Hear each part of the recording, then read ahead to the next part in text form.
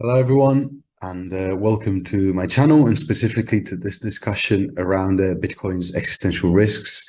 I chose this topic because as a Bitcoiner, I do find myself somewhat disappointed at times with the lack of a discussion around Bitcoin's risks. I really do believe Bitcoin is an invaluable invention and one that can lead to human flourishing. It's a real ethical initiative, but I also think that it's somewhat naive to just assume that it's inevitable or perfect. So with this in mind, I wanted to bring on the program Joe Kelly, who's a software developer and a writer, and he has written some really insightful articles into some of these risks that surround Bitcoin. During the interview, we touch upon subjects such as the fee-based security model and its relationship to double spending, the nightmare of a 51% attack, how likely it is that that might happen, and its implications in terms of censorship, the role of social consensus in attack recovery and deterrence, the governance of Bitcoin, and finally, we end with a discussion on the future of Bitcoin and what is the likely outcome for Satoshi's invention. So the goal here is to have an open discussion to talk about these topics in a manner that might serve as a contribution to maybe find solutions if they do materialize themselves in the future. If you like to see more content like this, don't forget to like, subscribe, and share. And I really do believe that Bitcoin is only as strong as its best critics. And I think Joe is really a great detractor. So I encourage you to watch the interview, to read Joe's articles. And without further ado, I bring you an inquiry into Bitcoin's existential risks with Joe Kelly. Okay. Hi, everyone. Thanks for tuning in, and thanks especially to Joe Kelly, who's my guest today. This is actually my first interview in English, and I'm really fascinated to have Joe here because we've had a few exchanges on Twitter, and it's always been great, very enriching, and his articles are also great, which at the end of the podcast I'm going to reference, so you can all check them out. So thanks so much for joining me today, Joe. Yeah, no problem. Cool. So today's show, I thought that we could title it an inquiry into Bitcoin's existential risks, because I believe it's something that you've really focused on. Your work over the past couple of years, your Medium articles and your tweets, I think they've gyrated around this matter. I'm not sure if you would agree, but it seems like, at least since I've been following you, this has been your core. I'm infamous, yeah. I'm known and hated.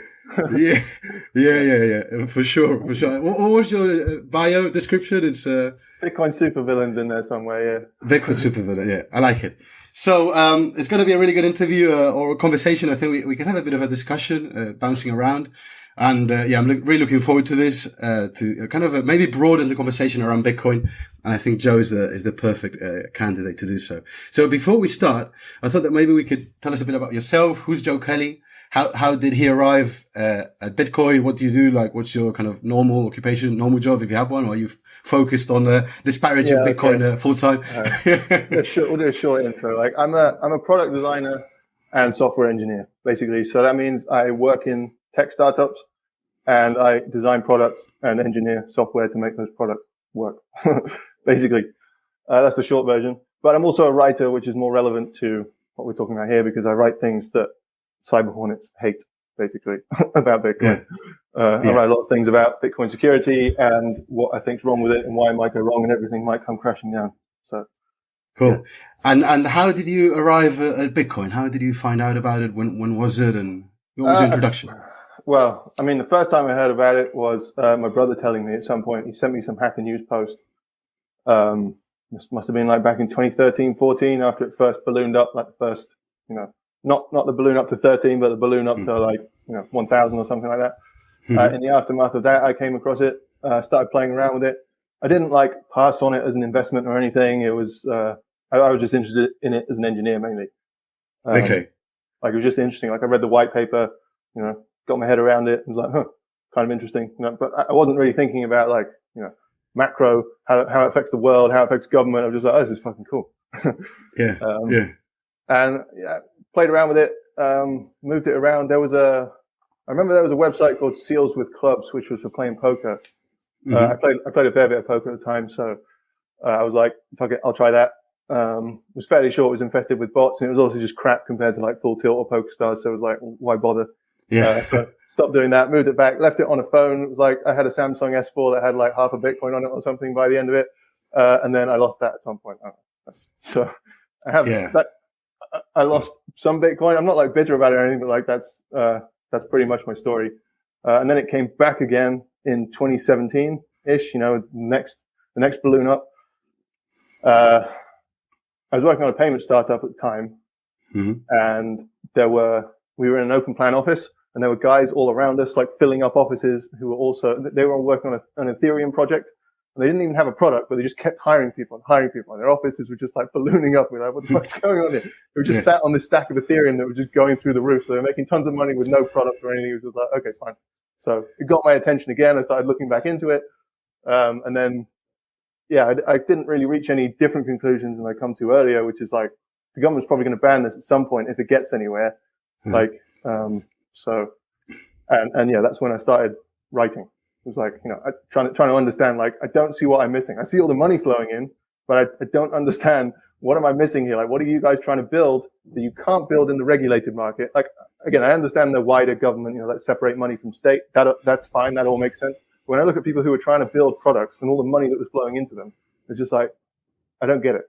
You know, I don't see it. And I wanted to see it. And I was just like, well, I'm just going to take a super skeptical point of view on this, really drill down into what it is that makes crypto, which is its censorship resistance at the end of the day. Like that's what's at the root of all of this, right? Kind of finding out now with the tornado cash thing, like that's the hot button subject right now. And yeah, that takes us to where we are now. I just went deeper and deeper into it. Because it still fascinates me as an engineer. Like, regardless of my point of view on it as an investment, or whether it's a good idea overall, whether it's going to transform the world for the better or the worse.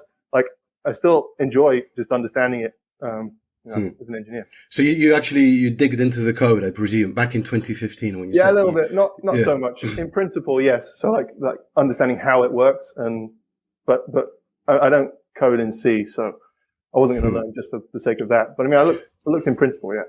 And from an engineering standpoint, what you said that you did find it interesting. You thought that it was innovative in a way, or well, it's just a really cool problem. Like it's a very interesting thing. Like it's a cool problem to solve and to work on if you're an engineer. Like that's one of the things. But like without regard for any of the externalities, you know, like if you just think of it as how can you make a money system that works the way it does, you know, and is censorship resistant and basically like wipes the regulatory landscape clean so you can basically do whatever you want and the government can't stop you. Like that is just an intellectually fascinating thing regardless of whether it's good or bad, you know.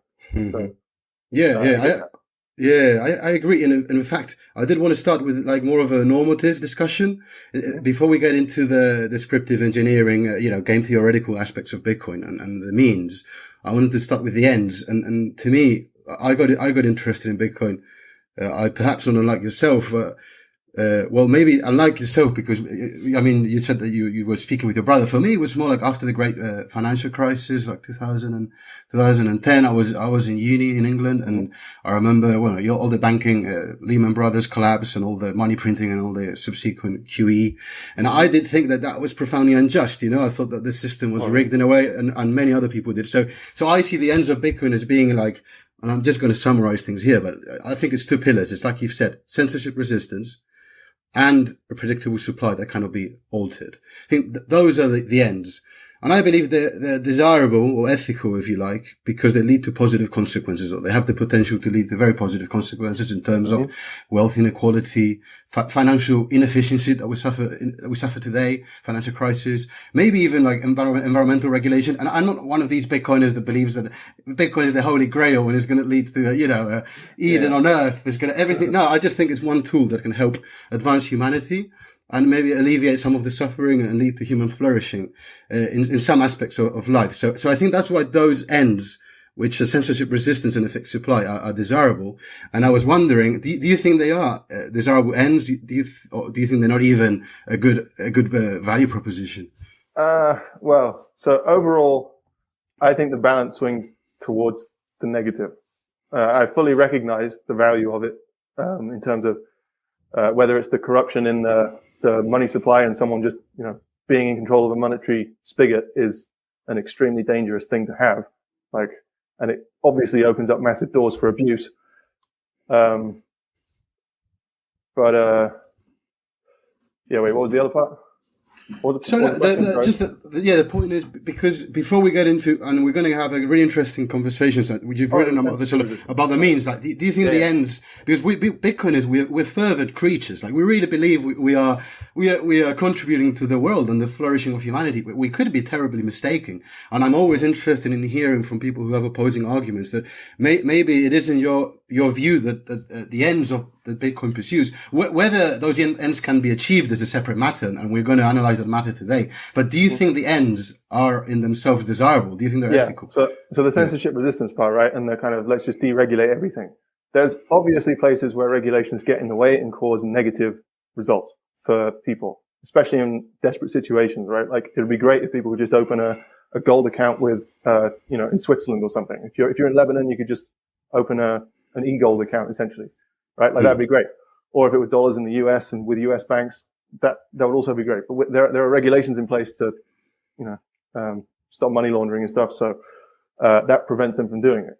So yeah, Bitcoin solves that, but obviously also solves huge problems for people who want to do illicit things. So, I don't know. It ultimately comes down to whether the law is a net good thing. Like, having financial regulations a net good. If they are, then Bitcoin is net bad.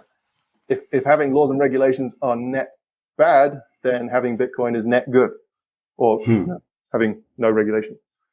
So that's kind of how I see it. Its value is relative to whether the law is valuable. Does that make sense? Yeah, I think what a lot of Bitcoiners would say is that, well, that is one aspect, the censorship resistance, and the other one is also the immutable supply. So you have a money, which is supply. The supply of that money cannot be altered arbitrarily, like it happens today.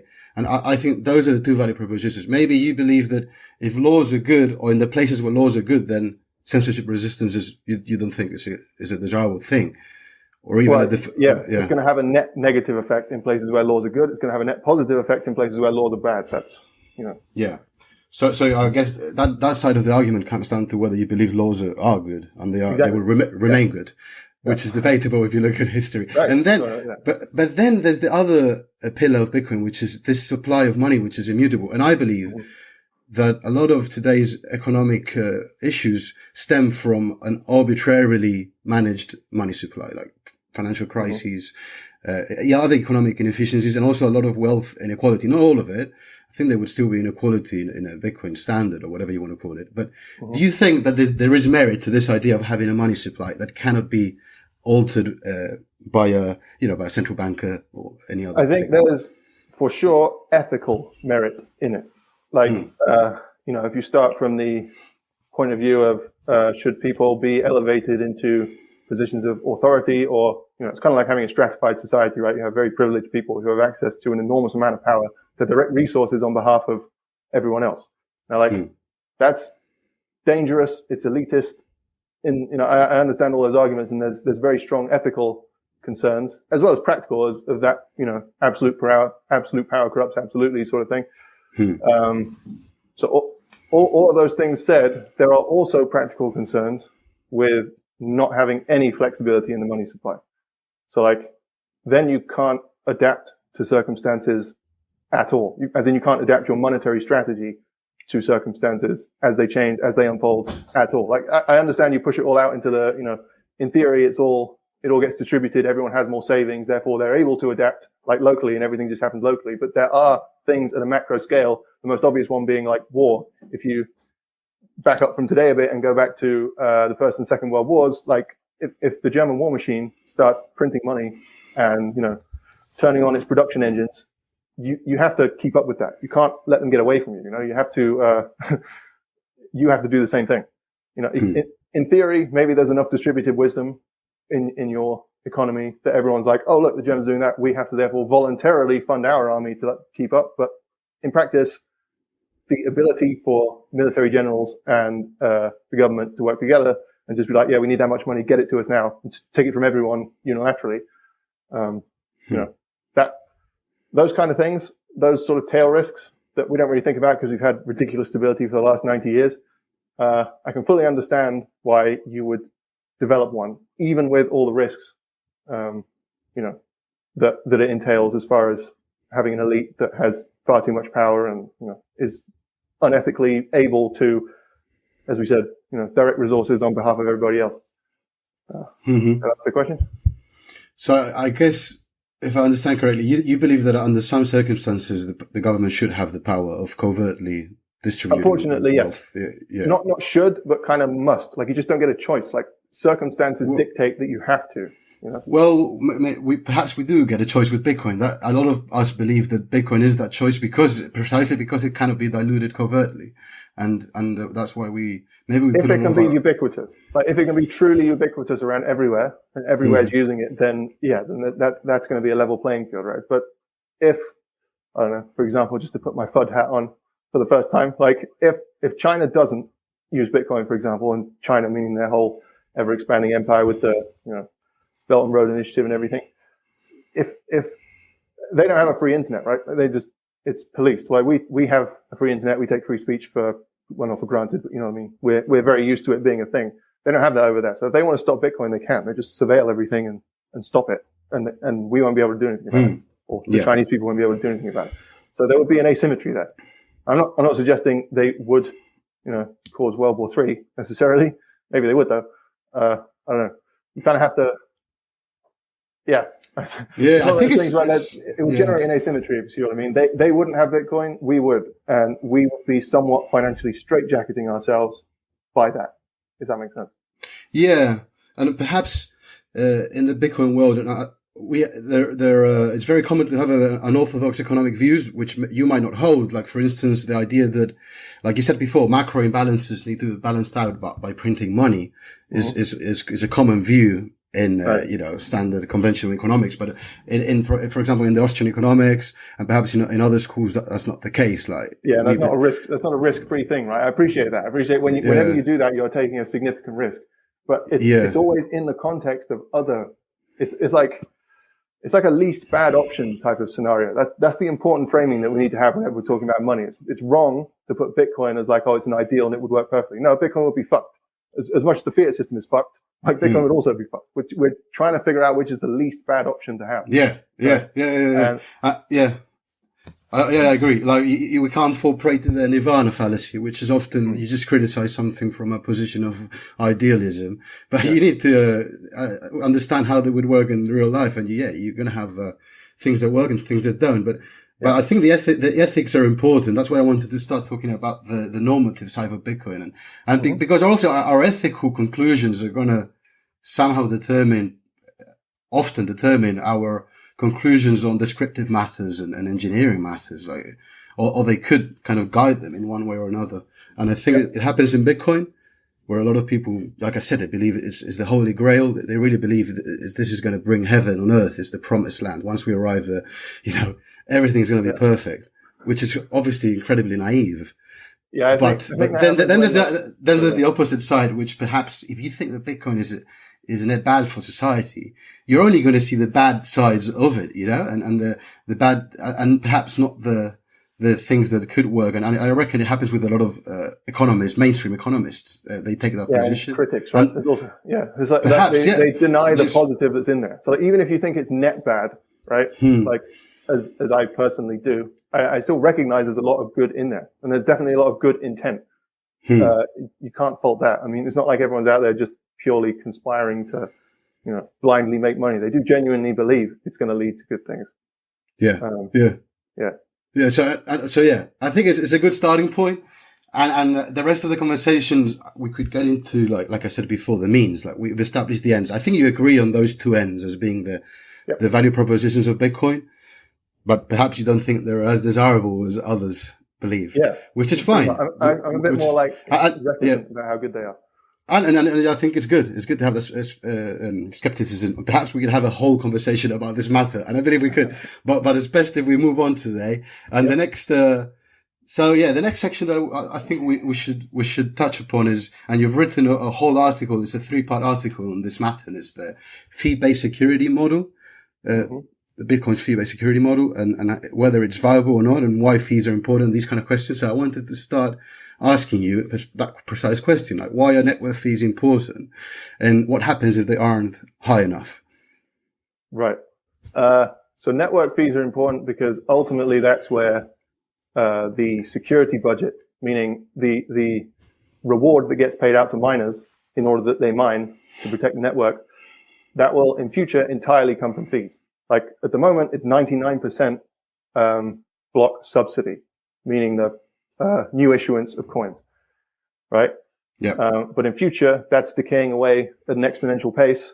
It halves every 4 years, and it ultimately has to be fees only. So it will be all 21 million coins will be issued, and people transacting in Bitcoin will be the fees from that will be what incentivizes miners to continue mining and protect the network. So if the fees are too low, you won't have enough mining going on, and the integrity of the network, ultimately that means the settlement assurances of your transactions will be too low as well. There'll be opportunities to attack the network if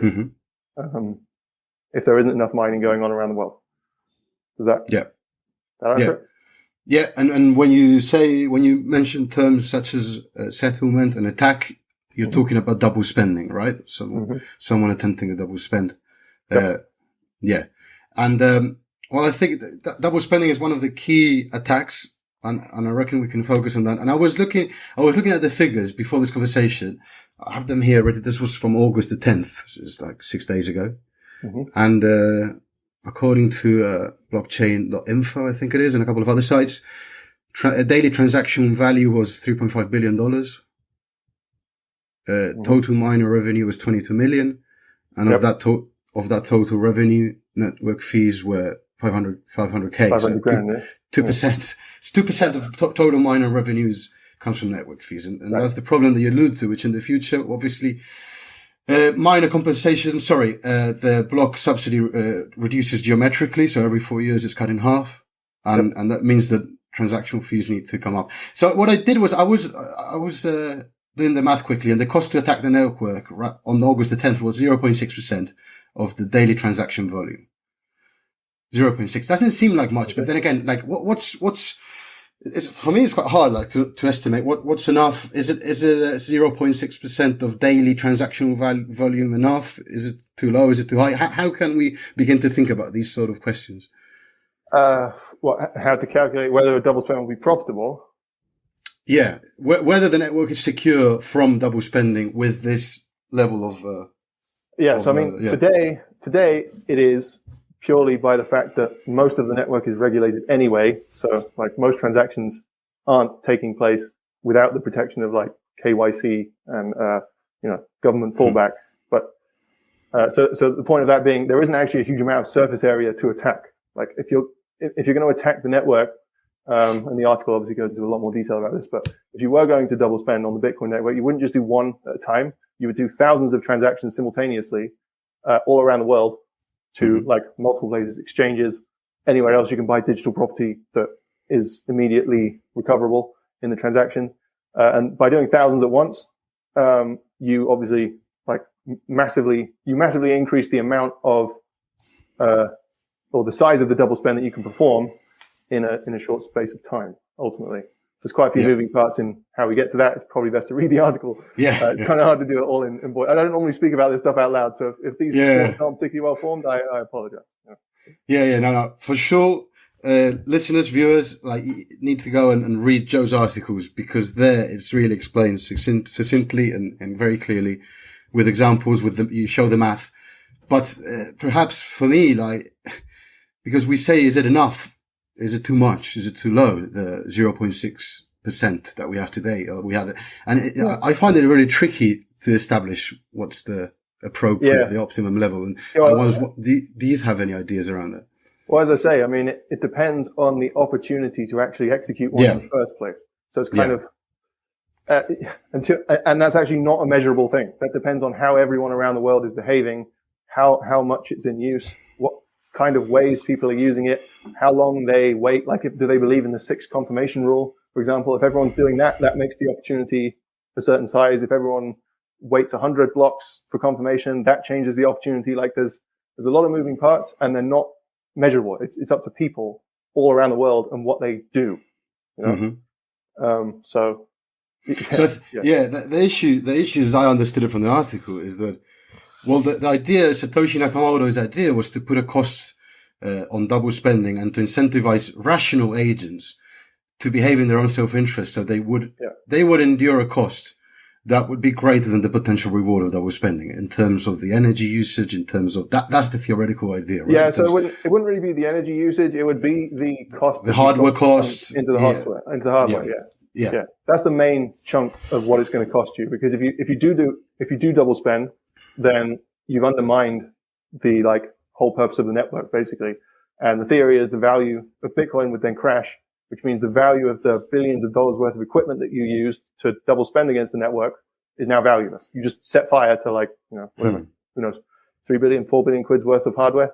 And that's obviously bad. So the idea, but then that would be the point, right? So if we, let's just say that's the number. Let's say you need 4 billion quid's worth of hardware, and that's what you're going to lose in the event that you successfully double spend. Well, if you can, via the double spend and or shorting Bitcoin in the process, if you can make 16 billion from the attack, then that's plus 12 billion, right? So that's the kind of maths that we're doing when we're looking at, would it work? And you have to look at how much can be extracted via the double spend itself, how large of a short can you place, and what's the cost of the equipment that you're going to set fire to in the event that you succeed and blow up the network. Yep. And it's just an arithmetic operation. If the reward is higher than a rational agent, and I use rational, carefully, because what is rationality? But rational agents, how we understand them in economics. So I just want to make one point. Sorry, one last one on the end of that, which is people often say, "Oh, that's why no one would do it, because it is certainly going to blow up your the value of your equipment, right?" But if it didn't succeed, if for whatever reason the attack didn't succeed, if you got the double spend through, but then eventually another chain overtook it for whatever reason, or there was a social reorganization that overwrote, and we're just like, "No, fuck that chain, we're going on this one, that's the one that wasn't attacked." If that happens, you didn't lose the value of your equipment, right? You've still got it. You can still just go back to honest mining. So it's actually nowhere near as expensive to try as it seems, or it's nowhere as expensive to try and fail. That's one thing I rarely see people point out. Well, the hardware could be unusable if the network moves to a different hashing algorithm or to a different consensus algorithm, right? Yeah, that would be a pretty unlikely move, though. If you do that, then you're fucking all of the other miners around the world as well, not just the bad guys. But so they've got 60%, but the other 40% you also just nuke their hardware, which is But we're going to get into we're going to get into defense mechanisms, but it's a fascinating discussion. But I did want to understand. I think it's a very important point, the one you make about right now. Most of Bitcoin's transactional value is KYC'd. It's under regulated jurisdictions. Yep. And some people, there's differing views of the future, right? Some people think there's going to be a huge underground economy that is going to emerge, that will use Bitcoin. Other people are more skeptical about this. They still think Bitcoin will be used, but more in a regulated environment.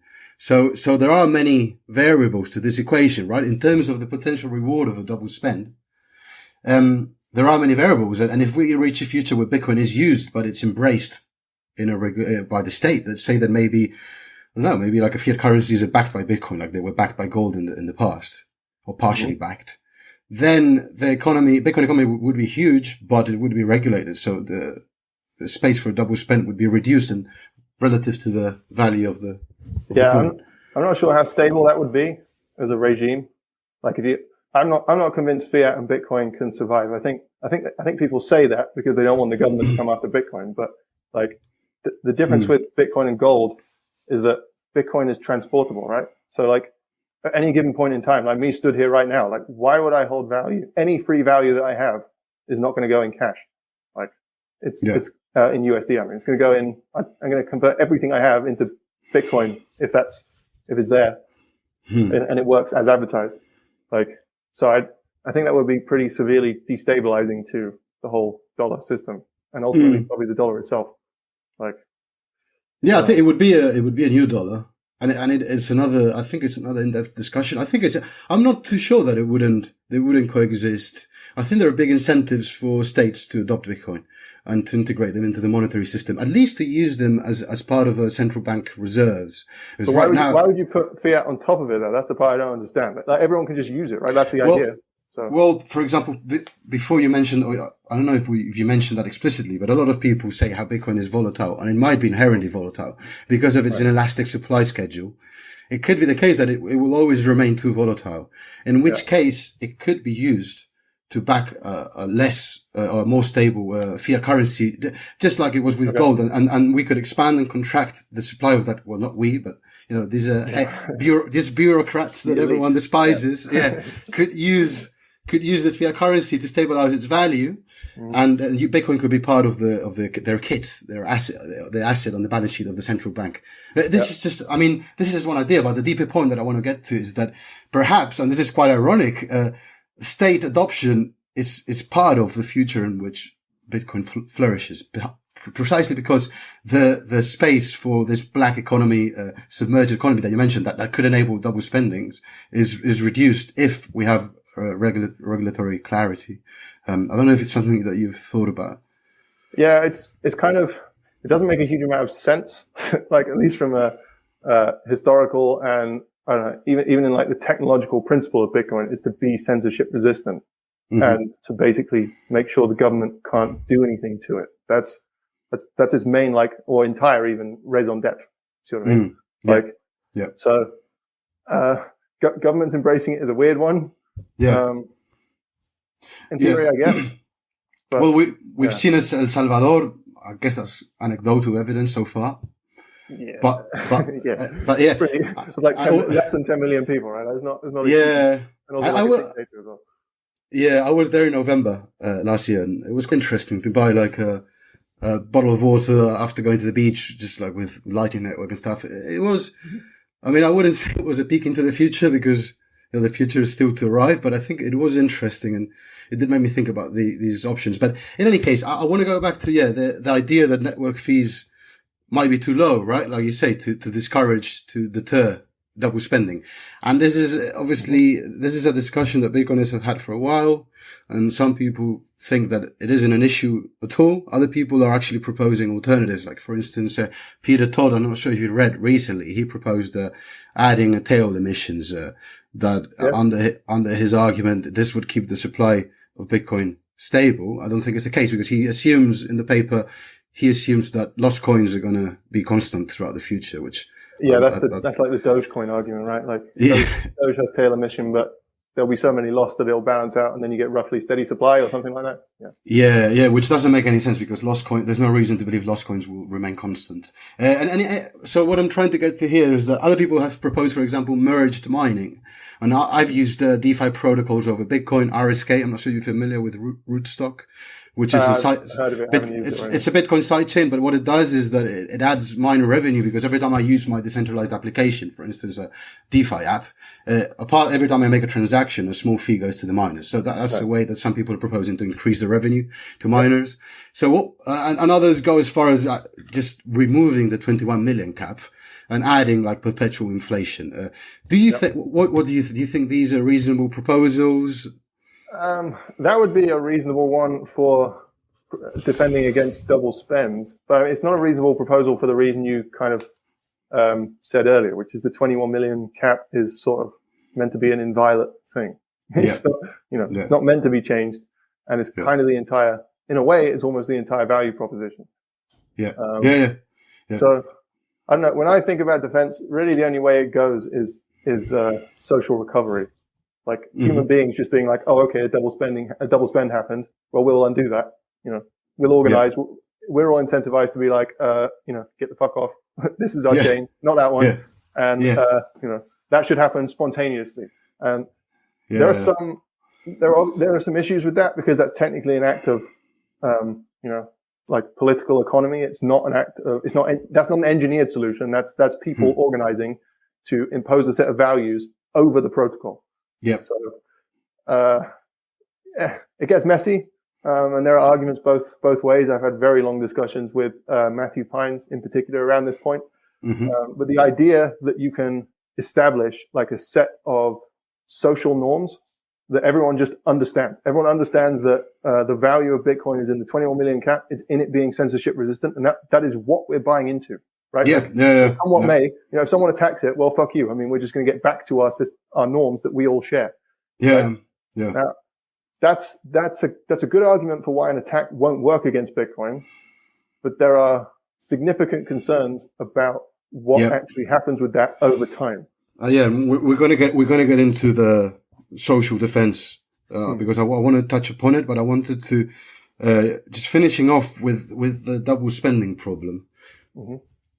So obviously you say social defense is more of a realistic solution, if you like, than moving the 21 million cap or expanding the cap, because, and I agree with you first, I agree with you completely. And it's like going back to the ends of Bitcoin that we started with. Like, these are the ends. The ends is having a supply schedule that doesn't change and censorship resistance. So you can't just like remove one of the pillars and expect the structure to remain, intact, standing. So I'm on your camp there. I don't think it's a viable solution. And, and perhaps other solutions need to be explored in the case of double spending. And perhaps this is a good segue into the next point that I wanted to talk about, because we have dealt with double spending, but network fees are related to also other potential attacks, right? And censorship resistance as a whole. Not just a double spending attack, but censorship resistance. And this is something that you've written about brilliantly. And again, I really recommend they go and visit your articles. It's called, How to Kill Bitcoin, I believe, is it? Yeah. Yep. And there you go more into like the potential censorship attacks that could be state driven or not. Like we could have other agents. That's like, that's if you're really going to say what would happen if the state turned on its military machinery and was like, right, we are going to attack. Like, what would that look like? Like in theory, what's possible? It's not would they, because that's immediately where, the Bitcoiner mind jumps to is like, but that's not going to happen because whatever. And it's like, fine. Yeah, that's okay. It's a separate question. Whether they would do it is a secondary question. But if they did, this is how they do it. This is how it would attack. And this is how it like plays out at the protocol level, Yeah. And I think this part of the conversation I'm fascinated by, because look, like I myself, like a year ago, I was ignorant of this matter because, and there's so much ignorance around this matter. Like, what can a 51% attacker do to the network? A lot of people are completely ignorant. They're oblivious to what could happen. And there are major risks pertaining to censorship resistance. And there's a lot of videos out there by influencers and others that are putting out completely inaccurate information. And like, I'm not a technical guy, or I did study engineering, mechanical engineering, so I didn't get into IT. I didn't delve into the code as much as you. And to me, like, it was really eye-opening to realize, wait a second, like, if one entity or a collection of entities, a cartel or whatever, garners 51% of the hash power, this is a serious issue. This is not like, it's not trivial. It's not something to ignore. So why don't we start by saying, what can a 51%, an entity or a collection of entities with more than half of the hash power do to them? So let's put government aside for a second and start with the sort of John D. Rockefeller, what he did with standard mining in establishing his monopoly, deliberately operating his Standard Oil. Is it Standard Oil Company? You said. Yeah. Did I say Standard Mining? Yeah. Standard Oil Company. Yeah.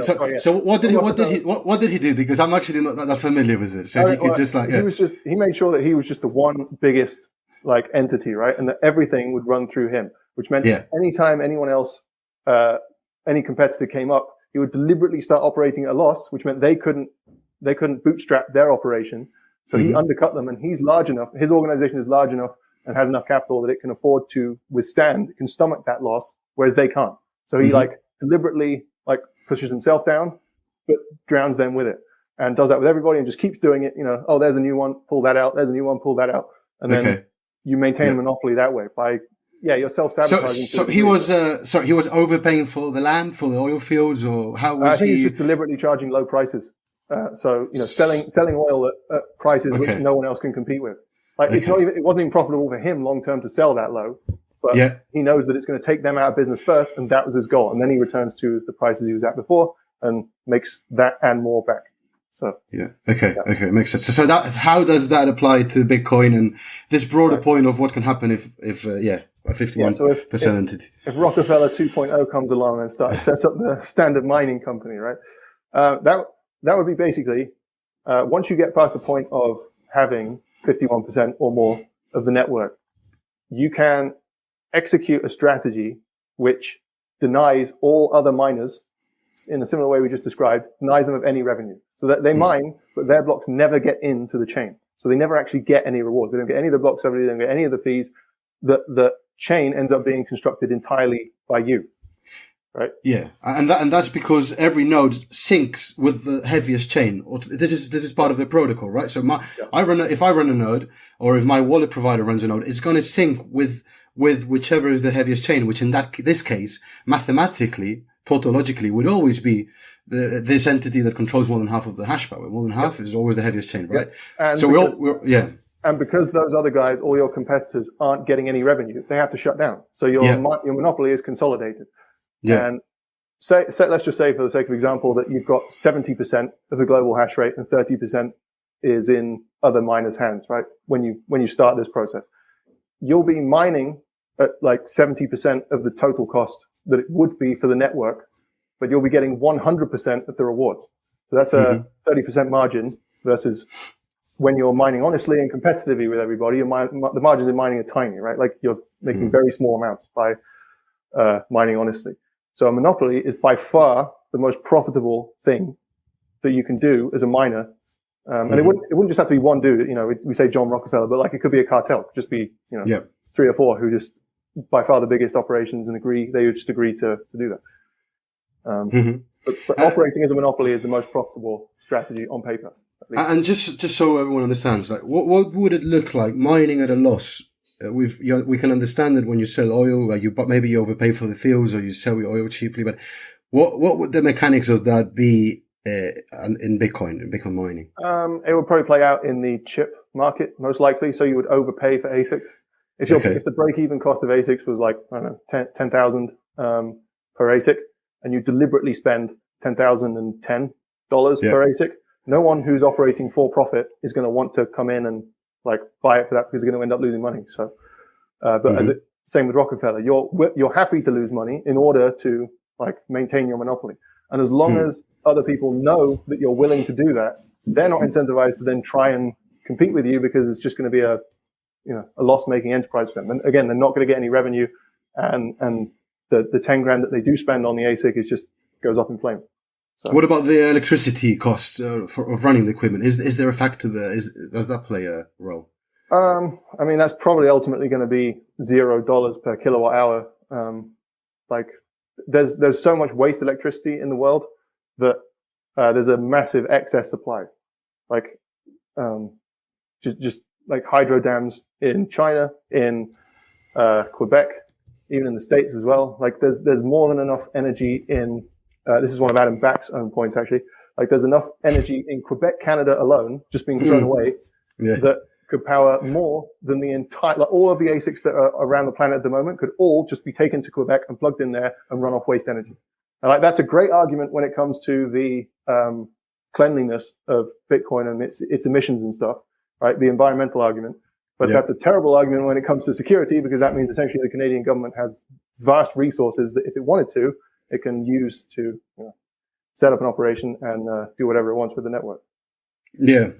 So. And it is a bit terrifying when you read comments like this, because it's like when you say 70% of miners could be powered in Quebec alone. It's like saying 70% of miners could attack the network from Quebec, or when you see miners gathering at a convention, it's like 80% of miners attended. It's from a Bitcoin principles, decentralization principles, that could be quite terrifying. Because you could have state agents waiting for them at the door and be like, okay, here's. So again, all of this presumes that like the government would do it. I mean, a minute ago we were talking about a private actor just establishing a monopoly for the sake of profit, right? So they're not going to censor any transactions. They're not going to do anything. What they're going to censor is other miners and just prevent them from getting any access to the market and getting any access to revenue. Yeah, but I do think this scenario that you paint is it's quite tricky to imagine as the size of the network keeps growing and there's more and more hardware dispersed around the world, assuming that it remains somewhat dispersed. It does become hard for one entity, like you say, a la Rockefeller, to buy all these chips, and to find all these energy locations. It becomes harder the larger the network, right? Yeah, and realistically, it's most likely it would be a government who does this kind of thing. But that's more just interesting to note that is where the incentives technically lead. Like they do lead to a monopoly. And the monopolist could just keep the network going normally. They could just include all transactions. Yeah, so they have no incentive to censoring transactions. They literally just have an incentive to establish this monopoly, and then they'd be printing billions of dollars. Not printing, but they'd be earning billions of dollars a year in profit from this monopoly that they've got. They wouldn't be doing anything wrong. Everyone's service, everyone using the Bitcoin network is still going to see a perfectly normal operation. You're not going to get censored. You're not going to, your transaction works just the same. But there would be a monopoly in place that's making a shitload of money from mining. Yeah, and they could actually apply price discrimination on monopolist prices. They could, if you hold, I don't know, like they go up to the Winklevoss brothers or whatever, they have 500,000 Bitcoin or whatnot. Look, if you want to move 100,000 Bitcoin, I'm going to charge you a 10% fee. Otherwise, they would. That's the problem, right? Like they are in a position to censor and or export, as you just described, like if they wanted to. And that's the problem with that move. That's why probably why it hasn't happened. And it's why a lot of Bitcoiners say that won't happen. Even though, yes, on paper, it would be the most profitable move. In practice, it wouldn't, because you get into a position, you're then there able to censor the network. And that in itself, even if you're not actually doing it, it's just that is not an okay state of affairs to be in. So it wouldn't happen, is the theory. Yeah. There's a risk that is permanently there that you could be censored or you could be extorted. So obviously, what you're saying that the private driven initiative of censorship is a possibility, and there are rational motivations to do so, perhaps. But we agree or it seems like you agree that it's a least likely possibility than a state driven initiative. Is it? Probably, yeah. I would expect it to be a state. If any action were going to be taken, you'd have to think it would be a state, because they don't care, right? Like they could do that. They could do the same thing. So exactly the same strategy of, we'll just, overmine, as in we'll overinvest into the market deliberately, undercut everybody else. So the Rockefeller strategy, and we'll get into a position of a monopoly, and then we'll be able to censor, and then we'll just see what happens. Like if that blows up the network and it dies, oh well, that's a risk we're willing to take, It's kind of win-win from their point of view.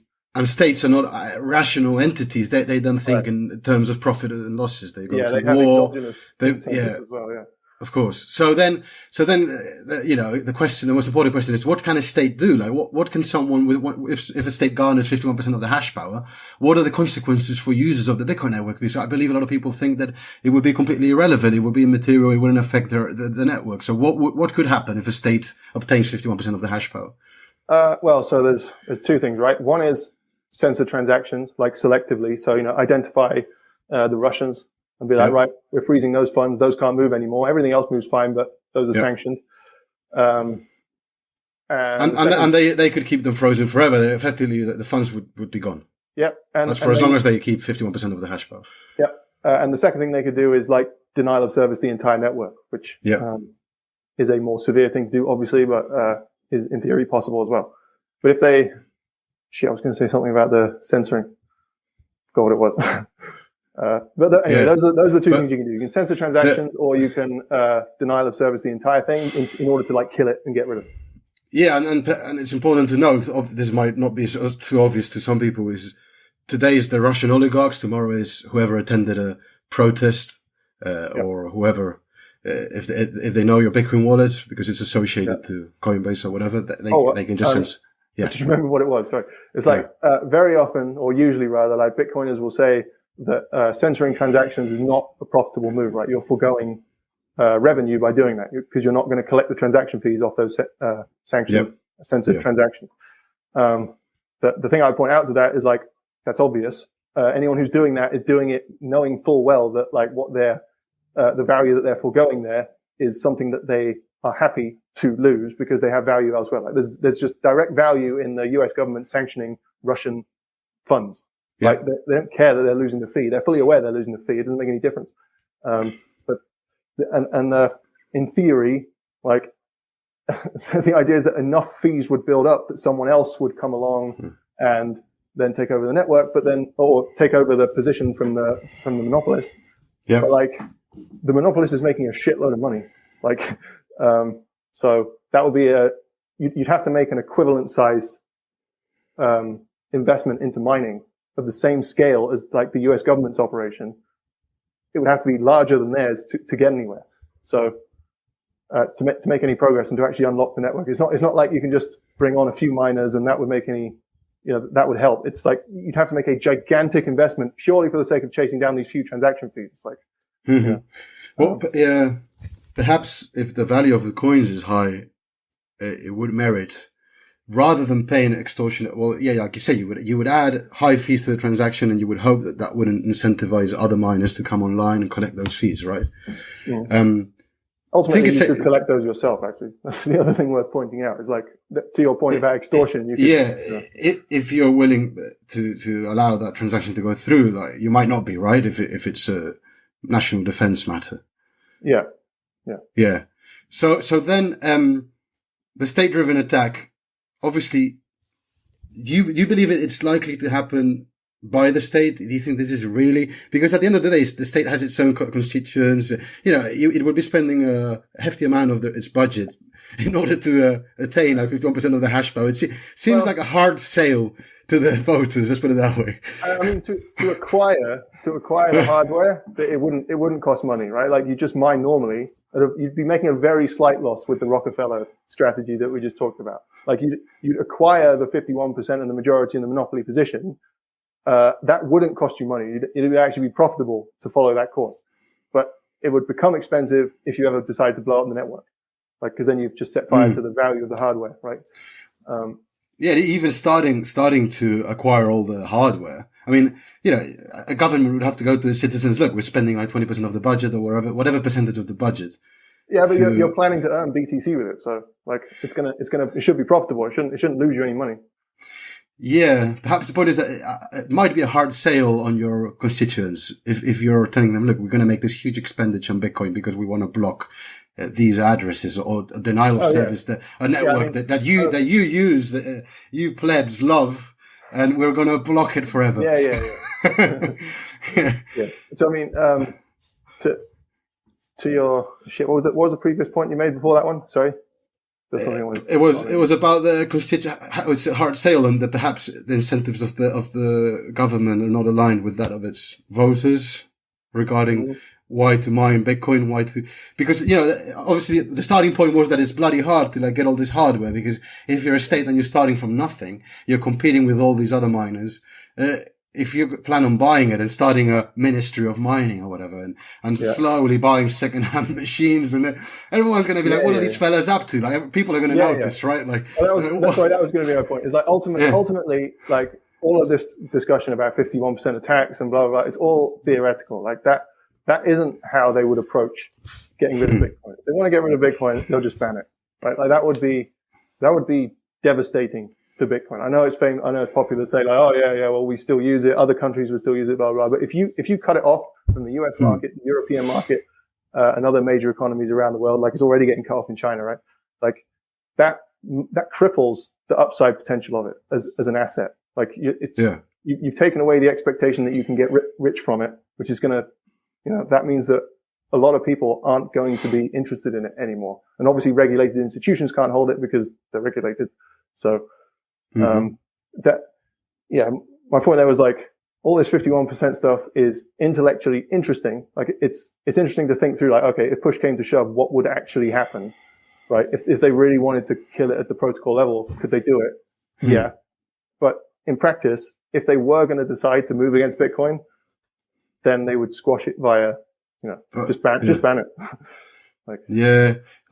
I have maybe a slightly different view, and I'm interested to hear what you think of it. I believe there is a real risk with censorship, and it stems from, I don't know if you've seen the trend of hashing power concentrated in publicly traded miners in the US and Canada.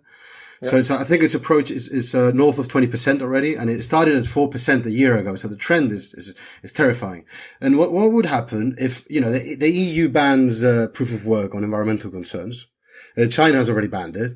Other countries don't seem to be much of they don't seem very interested in it, but Canada and the United States seem really interested, and you have all these mining companies moving there. What happens if we reach a point in a few years, and it could come very shortly, where 60-70% of the hashing power is in publicly traded miners in the US, and they're registered companies, easily identifiable, and then the US can go to them.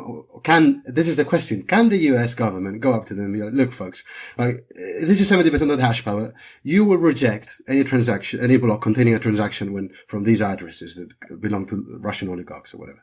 OFAC rules, yeah? Yeah. And miners, in my mind, they would just have to comply because, the US could say this is a national security issue. This is a matter of national defense. And if I was a US politician, I would even allure all these miners to come to my jurisdiction because it gives tremendous power to the government that controls them. So is that possible? Can the US government knock on the miners' doors and be like, look, you collectively represent 70% of the hash power, 60 or 51 or 55, reject any block that contains transactions from these addresses. Yeah, is that a real risk?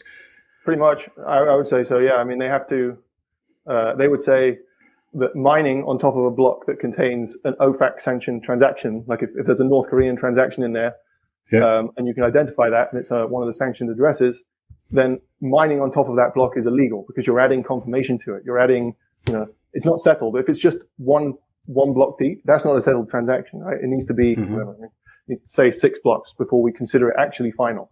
So you are not permitted by law to mine on top of that block as a regulated American, miner. Yeah.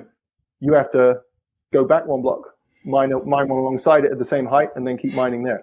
And if as you say, if it was 70% of the hash rate that were regulated that way, then it's predictably going to be that sanction block is going to get orphaned. It's going to get overwritten, right? Yeah. So everyone is incentivized to ignore the sanction block. It's not like a lot of people have a misconception where they think that if 10% of the hash rate defects and mines non-compliant blocks, that means 10% of the blocks will be non-compliant. It's like, no, it'll get overwritten and it'll get orphaned and it won't be on the chain anymore. Yeah, that's a very important point. A lot of people, are completely mistaken, and they believe that point that you said, and it's a mistake. Like if an entity holds more than 51, they can reject any block, and those transactions will never get confirmed, and those bitcoins will be unusable effectively. Yeah. So censorship resistance would be a risk. I believe this is a real risk, and I think it's something that the Bitcoin community needs to consider more closely and more carefully. And perhaps final question on censorship and this notion of what happens if 51% of the hash power is concentrated on the one entity is in the white paper Satoshi mentions, I think it's 4 or 5 times, this is a system that is based on a 1 CPU, 1 vote principle. So it's not just engineered on decentralization of nodes so that everyone can run the version of the protocol that they desire. It's also engineered so that everyone can take part in the validation of transactions. And we can see that because of economies of scale, that is just not the case. And I wonder, and some have claimed that this was a mistake that Satoshi made. And I hesitate to use the term mistake, not because of believing that Satoshi is some kind of a deity, but simply because I don't have an alternative. So can I really say it's a mistake? But the point being that, can you really achieve decentralization via hardware? Mining hardware in particular, because it is subject to economies of scale, and it's subject to efficiencies. And in a free market, it seems like a few agents are going to get really good at mining. Some are going to get really good at producing chips. And validation isn't going to be distributed, and it has to be in order for the network to remain censorship resistant, right? I'm not sure if that's something that you've thought about. I think that's true. The Satoshi thing, I think I've heard the same thing, which is, he didn't foresee ASICs. And, I mean, I think you can probably forgive the guy. He was thinking about quite a lot of things at the time, so, a little bit of oversight is not really his fault. Of course. Yeah. But, I think you're right. It does incentivize, centralization, due to economies of scale, and kind of due to what we were describing earlier with the, monopoly forces. Like you could even theoretically have soft monopoly where you just sort of deliberately reject not all, but some of other miners' things so that, just to obfuscate what you're doing, don't make it obvious that you've established a monopoly or an oligopoly or cartel or whatever you've got. Just allow the odd block from someone else in, but You know, Yeah. something around there could be more optimal than just a flat out monopoly where everyone, like, if you're at home, you switch on a mine, you're like, my block literally never gets into the chain. There's obviously something going on here. Like, this is bullshit. You know, if you figure out a way to make that undetectable, that you're monopolizing the network, then that might be optimal. Or it could be detectable, but it could be just like a few addresses of like oligarchs, and we all hate them, so who cares, right? that could be a conclusion that some could reach. So it is it's such a fascinating discussion. I think it's going to become more and more interesting, these kind of conversations about censorship. And maybe just it is important, just to close with censorship resistance, to note, and this is something that you've said a few times, is that it's important to note what miners can't do, and they cannot move the 21 million cap. They cannot create new coins out of nothing, nowhere. They cannot take your coins and keep them themselves, right? So, I think they can take adversarial actions towards other miners to deny them a revenue and make more revenue for themselves. Yeah, and they can censor transactions, and they can also attack the network to destroy it. Like, those are basically the only three things they can do.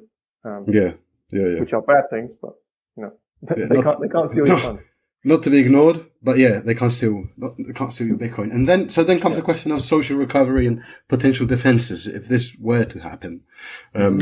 Some people have proposed, there is the invalidate block command, which Adam Back mentioned recently on Twitter, I believe. There is change in the hashing algorithm. There is, I've thought about moving to a different consensus algorithm, whether it's proof of stake or a different algorithm.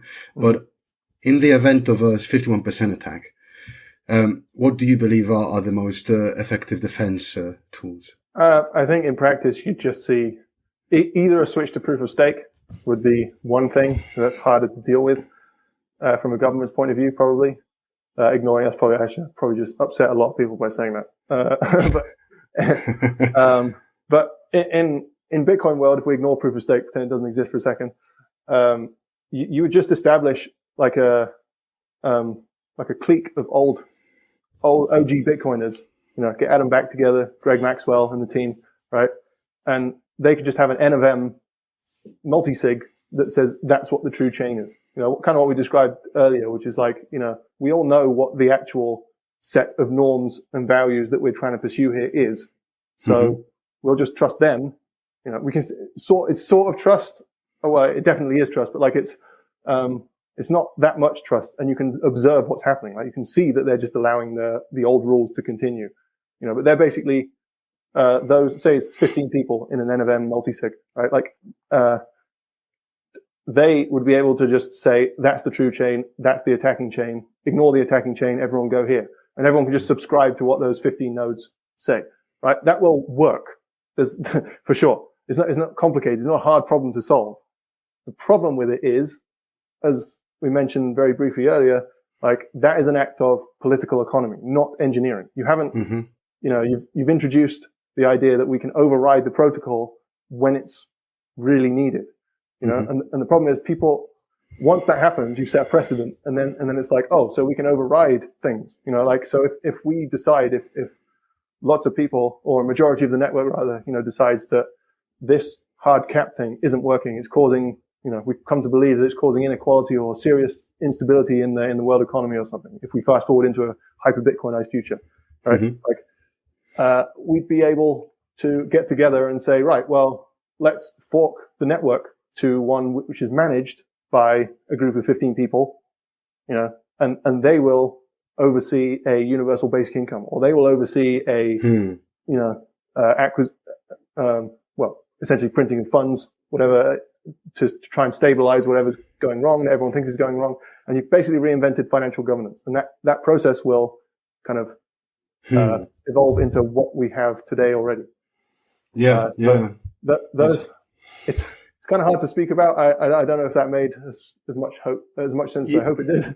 But it's much easier to write about this stuff. Yeah, I know. I want to go deeper into that. The point, what you're talking about is basically the social layer and how Bitcoin has a political element, right? Like whether we want to accept it or not.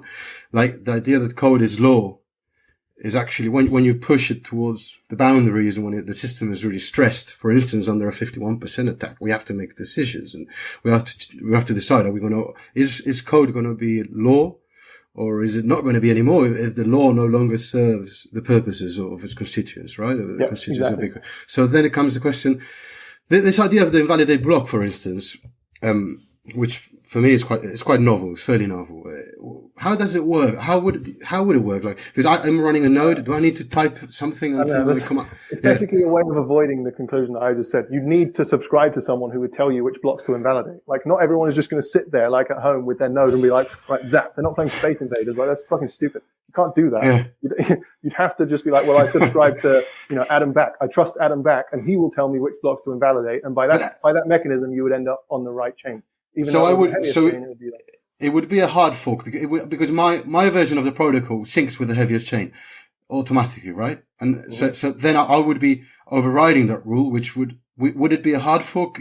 Would I need to install a new version of the protocol? I guess it would be a temporary hard fork, but the idea is that the attacker would obviously give up since it's not working and the network's continuing and they're just having their work wasted. So then eventually it would become the longest chain again. And then, so you would, even if you went off and still follow the attacker's chain, eventually they're going to give up on that chain, and the Adam Back overseen, 15 N of M thing, that will ultimately become the longest chain, and then you'll jump back onto that one, and everyone will ultimately jump back onto that one. So there won't have been any fork. At least it won't seem as though there'd been any fork. Everyone will have just subscribed to this thing temporarily. But provisionally, I would need to install a new version of the Bitcoin protocol, right? If you want to participate in that, yeah. If I want to, subscribe or subordinate myself to Adam Back's chain, trust Adam Back. You'd have to set up some kind of script that said, when Adam Back announces a block hash, run invalidate block on my node.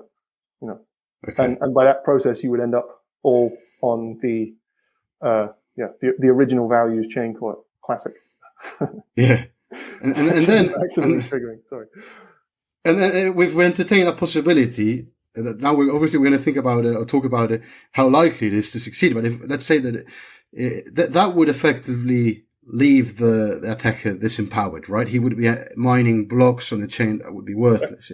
He would be. So would there be two separate coins, or would he be? Yeah, he would be. As I say, he would give up, and then the temporarily overseen chain would ultimately become the longest chain, and then everyone would stop subscribing to Adam Back's, feed. Yeah. And it would just be the heaviest chain again. So no fork historically would have taken place. You wouldn't see it. It would just be dead and gone. But the old Bitcoins, the coins of the old chain would be worthless. The one that the attacker. Yeah. Anyone who transacted on the attacker's chain is, they lost money or they lost. Assuming they didn't replay but they could replay most transactions on both chains. Who knows? Yeah. Okay. So then comes the question, and it really begs the question, like, about social consensus. Like, this is a social intervention, right? On the social layer, like, code is no longer law. The longest chain is no longer law because it no longer serves our purposes in this scenario that you envision, or that we are hypothetically think about. So then it begs the question, like, is social consensus a valid defense mechanism? Do you think it's valid? Why or why not? So I personally don't, for the reason I mentioned briefly a second ago, which is as easily as you can subscribe to Adam Back to protect the social norms of 21 million cap and censorship resistance, no censored transactions, as easily as you can subscribe to that entity. You could also subscribe to the Bank of International Settlements, with the big fat guy. I don't know. Him and a bunch of other central bankers who we think are, they're the best people to govern finance. We could subscribe to them, and we're like, well, they're going to lead what the policy is. Totally different set of values. It's now about stabilizing the economy because everything's gone into a huge financial depression or whatever. We need to get out of this. How are we going to do it? What happened back in 1929. We needed to print a bunch of cash, so let's do that now. That kind of a process, the same thing would happen. You subscribe to an N of M of a bunch of people, a council who we are like, they are the financial wizards. They understand how to, guide the monetary process. And they could implement UBI. They could change the monetary policy. They could do whatever, but we all just agree to follow their lead. Similarly, it could be Vitalik and whoever else on Ethereum. It's just like, and that process is not likely to be stable.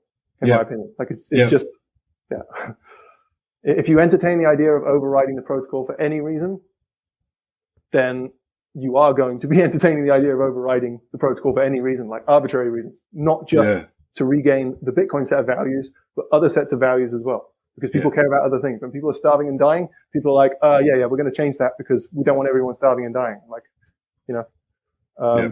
that's what's going to happen in a human world, I think. I believe, I agree with you completely. And it's the case, the reality is that human values are heterogeneous. Mm-hmm. They're not homogeneous. Like what you believe, you value different things from what I do. Morality is different from one place to another, from one person to another. So what you agree with, you might believe that we should change the supply schedule for this reason. I might not agree with it. I believe it should be changed, or I believe there should be censorship under certain circumstances. So I should say, like, if in that environment where if there's massive heterogeneity, if there's no agreement, then in theory, no change will get made and everyone is just forced to stay on the existing rules. If you see what I mean? Just purely by fear. And it's like inertia. It's like, well, we can't move because if we do, we might fuck everything up even worse. We might split, and then that would create a catastrophe for the people who did split versus the people that didn't. So in theory, in an argument in Bitcoin's favor is that it has inertia on its side, right? Like, it's the norm would build up and it would be too much of a risk to try and change it. And you just wouldn't get sufficient agreement if it's wide enough distributed. Everyone is just kind of forced to do it. So you think that, if I'm understanding you correctly, there is economic incentives, obviously, because if you create your UBI fork and, a bunch of people follow you, but it's a very small minority, like your coin is going to be worthless. So you're incentivized to stay. Yeah. So that won't work. But if you are this is the governance part, right? Like if you are the economic majority, then the corollary of what we just said is that you can force it. So if you do know that you've got whatever 60-70% of the wealth in the world, and or that you're like the United States, and the way that they coerce people into having to buy dollars in order to buy oil, right? Like that's the only currency you're allowed to transact in. So they force demand for that currency that way. They could do the same thing with a coin.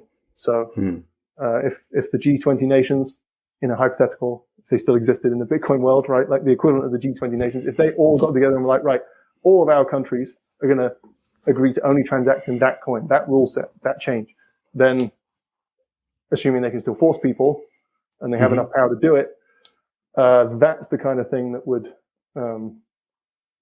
allow like the wealthy to coerce the network onto a new rule set, because you can't defect from it. If you do, you end up on the minority fork. If the bulk of all of the economic activity goes onto the new rule set, and you're like, no, I'm sticking with old Bitcoin. Unfortunately, your old Bitcoin is going to die because the network is over there. Like, so that's the idea of how it could be changed and how it could be coerced onto a different rule set. If that makes sense. Yeah. And perhaps like if there is, for example, like we were talking about Peter Todd's proposal, the tail emissions, Bitcoin, there could be a fork, and we would have to see whether the economic majority favors one or the other. And it could be the case that temporarily, more value is accrued to one of the chains, but later on, maybe there's a double spend, there's another form of attack, and value is moved to the other chain, right? So I guess it could be seen as a virtue of the forking mechanism, as long as you don't see like a death by 1,000 forks. And here, I want to introduce like something that you've also written about, which is the idea that if social defense, or the social layer, is your main defense mechanism, which is what Ethereum is proposing in a way, right? Like, let's get rid of all the costly attack. Let's get rid of all the hardware. Let's get rid of the energy expenditure, and let's make it not too costly to attack, really. Like, there's no cost to attack a proof of stake network, beyond acquiring the tokens, right? Like with proof of work, obviously. Yeah, you need to acquire the hardware. There's running costs. Yeah. Yeah. I mean, without going too far into like proof of stake or anything, there are costs for attacking the network. Like if you sign off on 2 blocks at the same height, like your stake will get slashed, and that's a lot more expensive than even the cost of Bitcoin miners. Like, you just lose everything basically. That's just like a totally illegal act, and you are punished because you can prove that, right? Like you can prove that the same validator signed two conflicting accounts, and that's an illegal act. So you can be like, right, I can prove that you did that, and you can slash their coins. So like. Perhaps the point is that with proof of work, you really need to put up an investment up front, like in terms of all this hardware and energy costs. And you lose that. You get slashed. It's really the same. It's analogous, right? Like you get slashed in Bitcoin if you change it's more analogous, but it's like laser precise. It's limited to one person. So like, but there isn't this hardware cost because, I mean, according to Vitalik, and this is something he said, is it's not, you don't want to make a system that is as hard as possible to attack. You want to make a system that recovers as easily as possible. And he believes that's the engineering trade-off, right? Like he wants to make a system that isn't hard to attack. But then you seem to be relying on social consensus massively, like that. That is your defense mechanism. And then you open the question to like, well, like we were saying before, why don't we create a UBI fork? Well, or why don't we might have a political campaign, propaganda campaign to modify Ethereum, like Ether for the people, whatever. We will make it UBI and we will censor these terrorist addresses and everyone will have to register on this lovely database. And all these is kind of attacks become a lot more likely, in my opinion, if there isn't a primary defense mechanism in terms of all these ASICs and all this energy expenditure. I'm not sure if you agree or if it's something that you've thought of. I mean, that would really be regardless of proof of work or proof of stake. That's just nodes basically getting together and agreeing to impose some like extra rules over and above the protocol. It's just like it's an extra set of validation rules, right? That's not formally specified. It's just those addresses. If I see a block coming in, I consider that on my node invalid, right? And if you do that on yours as well, and if 80% of the network does that, then the 20% who keep mining non-compliant blocks, that'll be a minority fork. The main one will keep going with the 80% of us who decide like, Russian transactions shouldn't be processable because they just invaded Ukraine, for example. Like, that's the mess that you get into. Yeah. So because otherwise, to be honest with you, and I've thought about this, and I think we've discussed it briefly on Twitter. Like, if proof of work doesn't add any value in terms of making it harder for someone to censor, and we are talking about censoring, this is not about changing the rules, it's about censoring. Then it's absolutely dispensable. Then it's a massive resource expenditure in terms of energy, in terms of hardware, and the market is great at removing inefficiencies with time, right? Yep. So then, if it is true.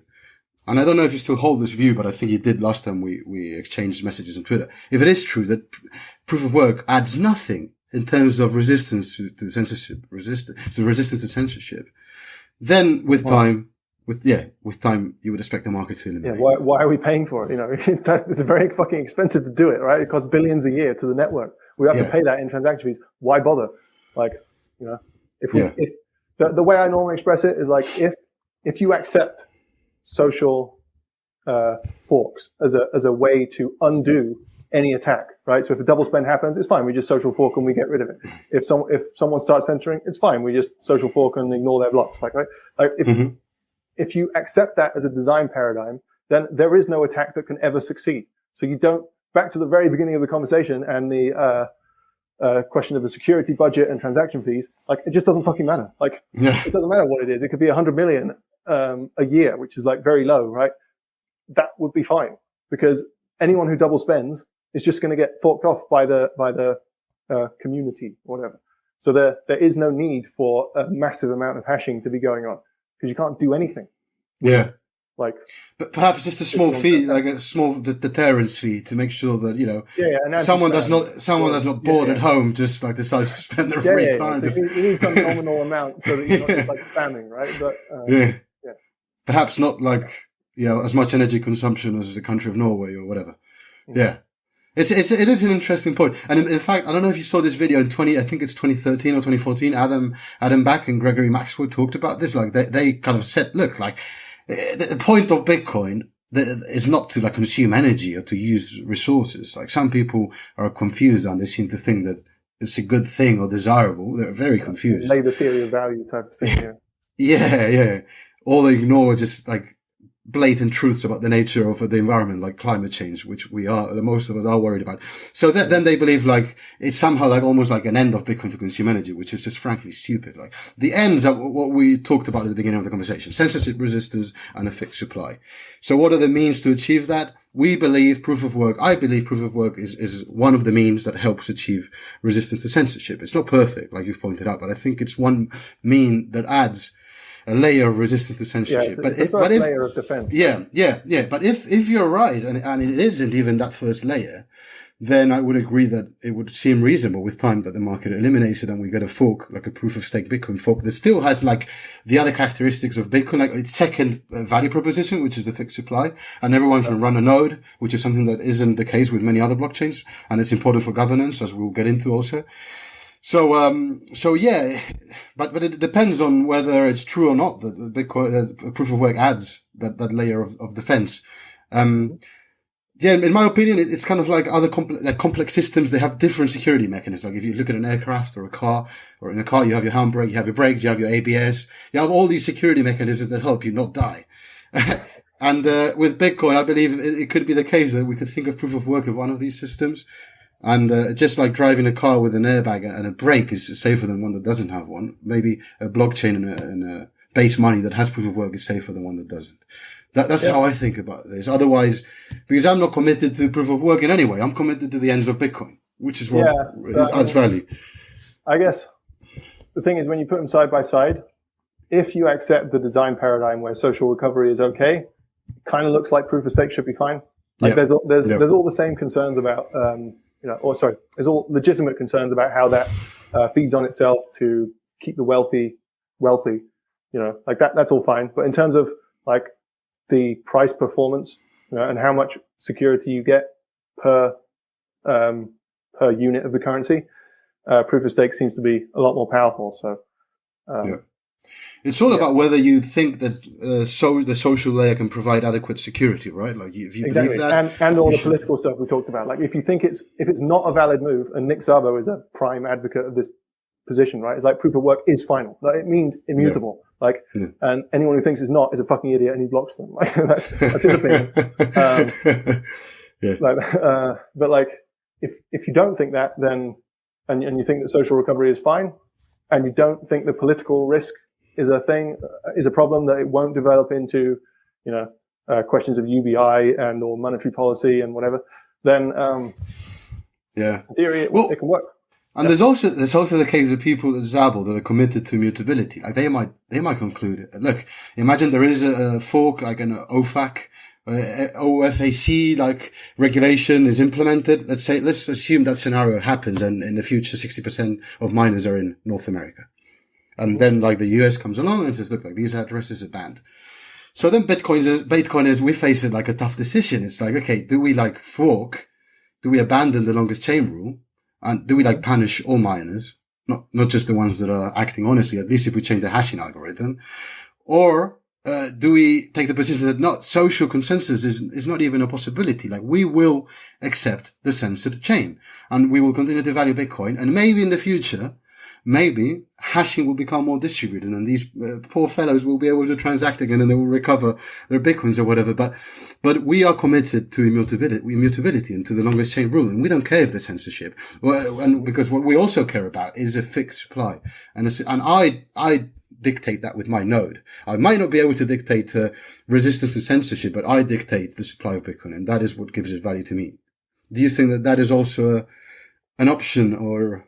You mean, so just to summarize, you mean like if there's still a hard cap, but it's censored? Like if there is censorship, but Bitcoiners say, look, well, I'm sorry, the system is working according to the rules that it was designed to work, which are the longest chain. We don't care if the longest chain is being censored. That is how Bitcoin is designed to work, and we commit to the system. Yeah, I mean, I understand that position, but I don't see the value in that system. Like there isn't much point in having like a proof of work cryptocurrency that is compliant with the law. Like it's kind of just like an oxymoron. Like, why are you doing it then? Just have a database, just have whatever governments are calling the shots, just have them run a distributed database between them. Like, and you get the same end result. they get to call the shots however they want. But it's sort of like you have redundancy in how the ledger is stored. Like, okay. But there's no point running the Bitcoin protocol in a way where it's not censorship resistant. Like, cause then you're just shelling out tons of money to proof of work for absolutely no reason. You're not achieving anything. You're not achieving censorship resistance. You just, I don't know. It's a very expensive way of updating a ledger that could be done much more cheaply. So I don't see the value in that system and that setup. I wouldn't put it past the market to think it's great and like head off down that road and only realize later. Like, I mean, that happens all the time, right? But, to me, just on a technological level, it doesn't make any sense. Yeah. No, on a technological level, no. But on a social level, I think a lot of people aren't even that concerned with censorship resistance. They care about number go up. They care about having the 21 million cap. And you're right, it would be terribly expensive. And maybe some people would think, you know, whatever, the government will change. In 4 years, we will vote in someone that will not censor, or, well, you know, the future is uncertain. But yeah, I think it's an interesting option, which maybe takes us to the question of governance, which you talked about before. And this is something that is a bit tricky to a lot of us, and even to me, to be honest, like, is this term of the idea of the economic majority, which is, it is said that the economic majority, governs Bitcoin in a way, right? Changes. Potentially, yes. Like in meaning that if there were a contentious hard fork, the one which becomes worth more money is the chain. So you saw that with, either the DAO fork on Ethereum or the SegWit versus the bigger blocks, Bitcoin Cash, right? Like Bitcoin Cash, it exists, but it became worth far less. So everybody is incentivized through network effects and just through wanting to preserve their value to go onto BTC. So whichever one ends up becoming more valuable is the one which that's the true chain. You know, whatever the contentious fork is about, whatever the rule change is that people are disagreeing over, is decided by the market making one more valuable than the other. And it's not stable to have like two separate networks, because you know it's going to collapse into one eventually, right? So if you go onto this minority fork and start transacting there, that's extremely dangerous, because the money that you're receiving is going to end up valueless. So you're incentivized to go and like transact on the big network, even though it's against your principles and values. You're like, well, that's where the market's gone, so that's where I have to go as well. So if the point being, like, the people who can dictate this larger network, the people who have more money, who are more of the market, so to speak, they would have, in theory, power to decide when there is a contentious fork, which one is going to be the final network that emerges from that disagreement. If that makes sense. Because you know everyone's going to have to consolidate on one. So by forcing your resources into one, as I said earlier, if you're the US government or if you're a big oil company and you declare that you're only going to accept transactions on this fork, then if you're large enough, if enough of the world, if it's the whole G20, all the G20 countries say, right, we're going on to this fork, you kind of have to follow them, because that's going to be the most valuable one. You know? Yeah. You think people would follow them even if they add inflation or other changes that are detrimental to the individual? Because in the real world, yes, because you're transacting for real world goods and services, you have to have that, and you can't risk your money becoming valueless. You can defect. Technically, you can defect and stay on the old rules, but if no one else wants that in the world, and you can't transact with it, if it's not valued in the real world for, like, you know, food, housing, oil, everything you need to live, like, then it's not good practice to transact in that currency. It's like, why would you do that? You need to live. Of course, yeah. The way I think of it is, I think there's an incentive for people to have a currency with a fixed supply on an individual basis. So, and I think that's what makes people attracted to Bitcoin. And if that's the theory, yeah. It's very hard to coerce people into the separate chain. Like, okay, the government's going to try, but people might still use it as a store of value. Maybe they will convert it into like their shitty, like, forked coin or whatever. But I think there is something good about Bitcoin in the principle that you can run your own node. You cannot be, because if you can't run your own node, like it happens with other chains, Ethereum, soon probably, because it's getting very bloated, and loads of other chains like that, then you have a serious issue, because then you're sold to whatever your wallet provider is running, or, and I believe it is an important principle of individual empowerment, you know, And it allows you to, even if at times like the value of your coin is dropping, you could say, because, it happened with Bitcoin and Bitcoin Cash, like the ratio of BTC to BCH was changing a lot. Like, at one point, it seemed like BCH could even overtake BTC, and people, it was a scary time. I wasn't there, but I know a lot of people that were there, and they told me like it was like a scary time because, and you were kind of like betting on your principles, which were, the small blocks in this case. And that, I could see that happening with other even more important matters, which, come on, the block size limit, it wasn't even that meaningful. But when it comes to inflating the supply, even if, let's say, like a small group of oligarchs or like large exchanges or large coin holder, Winklevoss turn evil and they want to like, kind of impose upon us an inflationary coin, they would be like, you would consider them part of the economic majority for sure. And if they ally with others, I'm not too sure if the market might say, look, like we're going to like bid these coins, even if temporarily the price collapses because they're selling them and keeping the coins on the new chain. Yeah, you could go for that strategy. The problem is, like, as I say, there's a huge risk in that. Like if you take those coins and hold them, there's a risk that they're going to end up valueless. So for sure, the risk is there, and the risk. Sorry, go on. Yeah. No, I was just going to say. So I'm under those conditions. In the real world, like it's very likely that it would consolidate very quickly on one chain. Like you wouldn't get the BCH versus BTC back and forth. Or is it going to make it? It would just be like very quickly, dump. That one is the one. In the real world, like now, it's not really being used as money, right? Like it's mostly speculation that it will eventually become money. I'm not saying that as a criticism. I'm just saying those are the circumstances we're all dealing with, right? Like it's worth betting on one versus the other. Whereas in real life, when you're like thinking about, okay, the future of my business depends on picking the right chain here, just someone fucking tell me what is the right one, and everyone, very quickly herds onto the same chain. Is what I imagine would happen. Yeah. So, which is why I guess we hope that we never have to, or if you're an advocate of Bitcoin, that the 51% scenario just never really comes to fruition. Because that's the scenario that you would want to see, which is where none of this happens. But you're right that it is a bit of a pickle if we find ourselves like having to deal with all these social debates and when to change the protocol and when not to change it. It is. Yeah, and this is all like way in the future where it to actually succeed, right? Like we don't have any data about this right now because it's not the same environment. When everyone's literally just hoping to get to the moon, that's not the same as it actually being faced with serious economic challenges. Like I said earlier, people are starving and dying. Should we change the monetary policy? Like that's not the same as how do we get to the moon? Should we change the monetary policy? Like they're totally different questions, and people make very different value judgments for very good reason, right? Like so. Yeah.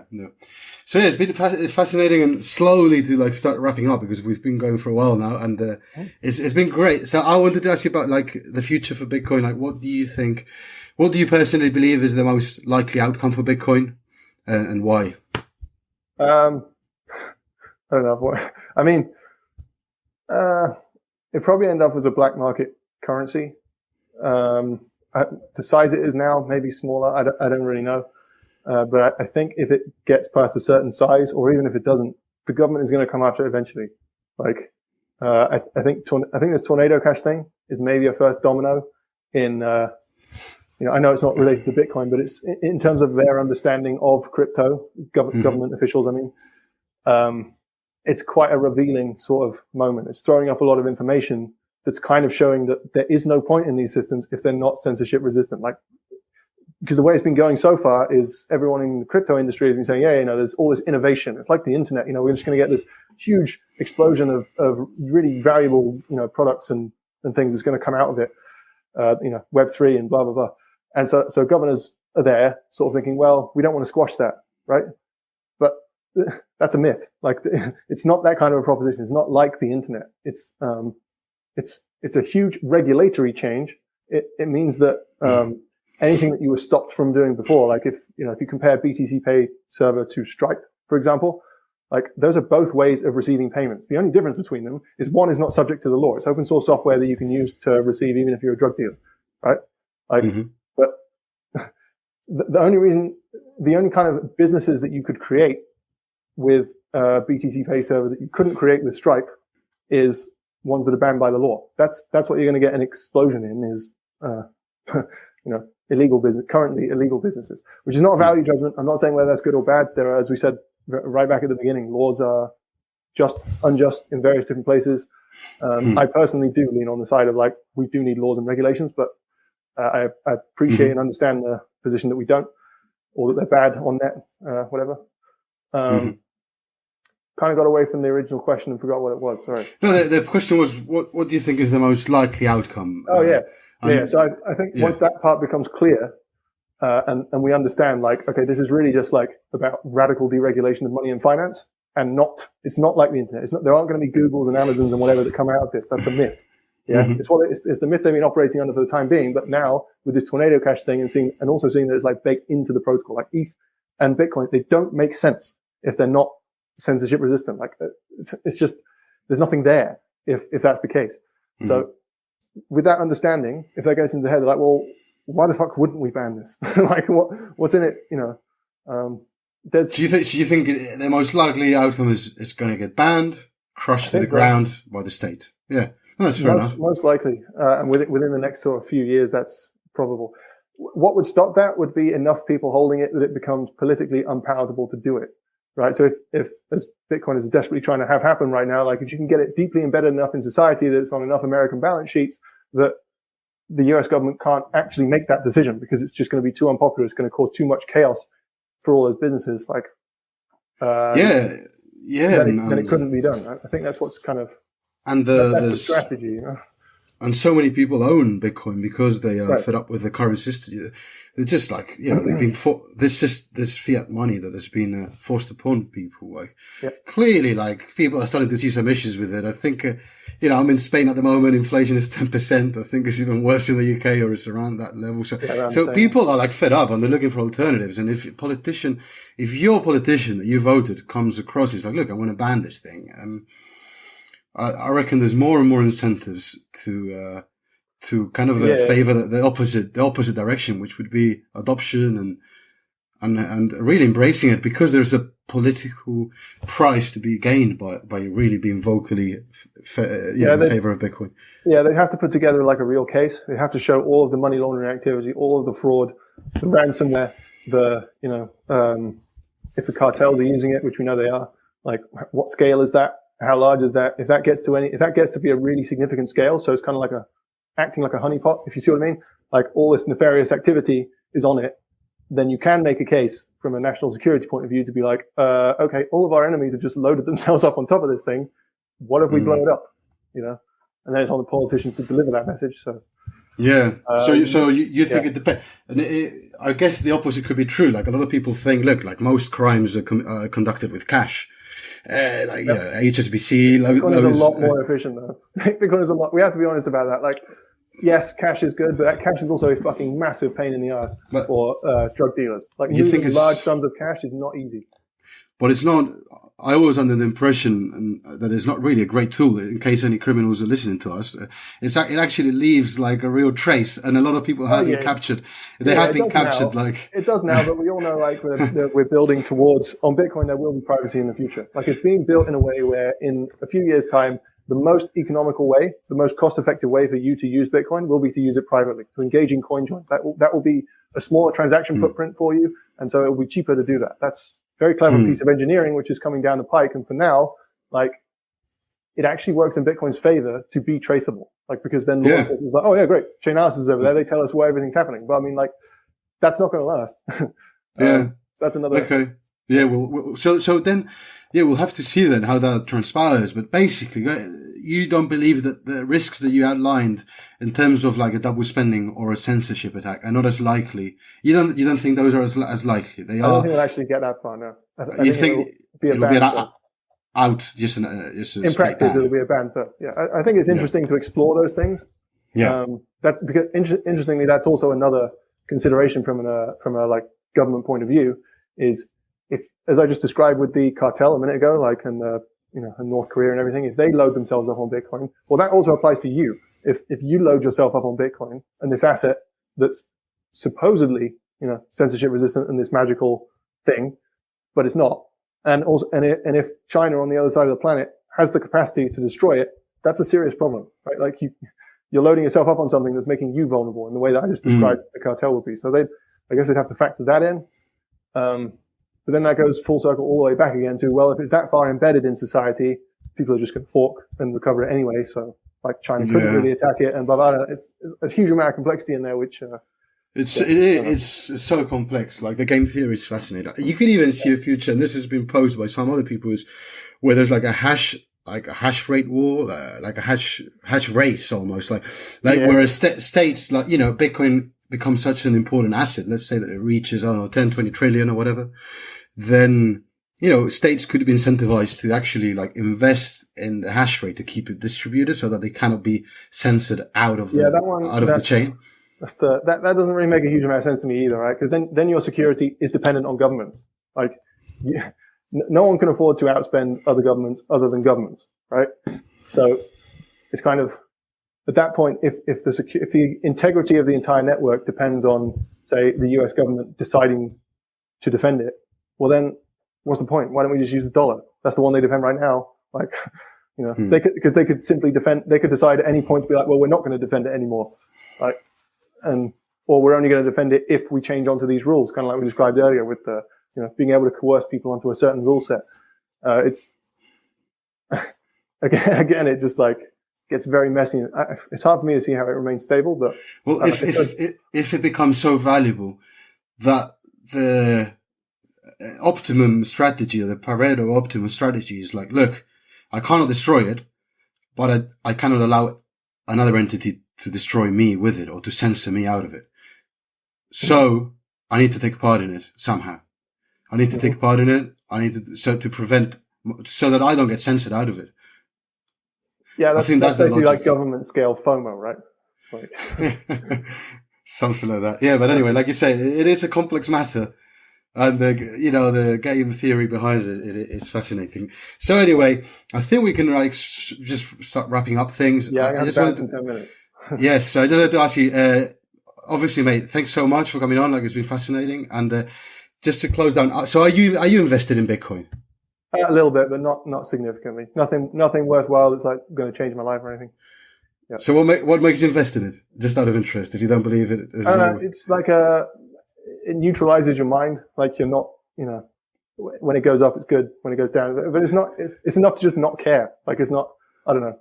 It's just a dopamine. It helps you be impartial. I'm not for it. I just sort of, I don't know. It helps keep a toe in the water or something. I don't know. I honestly don't really think about it. I just like, it's just there. Okay. And do you believe in it? Do you believe that any other crypto projects are worth exploring, or do you believe in any other projects? Well, I mean, if you believe in the Bitcoin value proposition of it basically absorbing all free value into it, then that's going to make it very difficult for any other currency to survive. On top of that, because any value you hold in any other currency, you're just going to want to immediately convert into Bitcoin. Like, so that seems like it would drive an enormous amount of instability in any other attempted currency. I think that's the best argument for the maxi position, not any of the toxic bullshit, but the actual, like, you know, the sensible, if you can call it that, the sensible theory underneath why you would think, you know, one coin to rule them all, sort of thing. Yeah. And what was the original question? Sorry. No, it was that, to be honest. If you thought there were any other projects worth like you exploring, or any other. So one thing that is very good about the whole crypto thing is that we're doing a ton of like genuinely, seriously valuable research in applied cryptography, right? And just people understanding public key crypto and employing it in projects. That's valuable regardless of whether any of these other projects succeed or not. You know, all the zero knowledge stuff, that's like genuinely just cool stuff. That will be valuable. It would even be valuable in a centralized system. Like, but in terms of monetary alternatives, you believe, look, lads, like you got overly excited.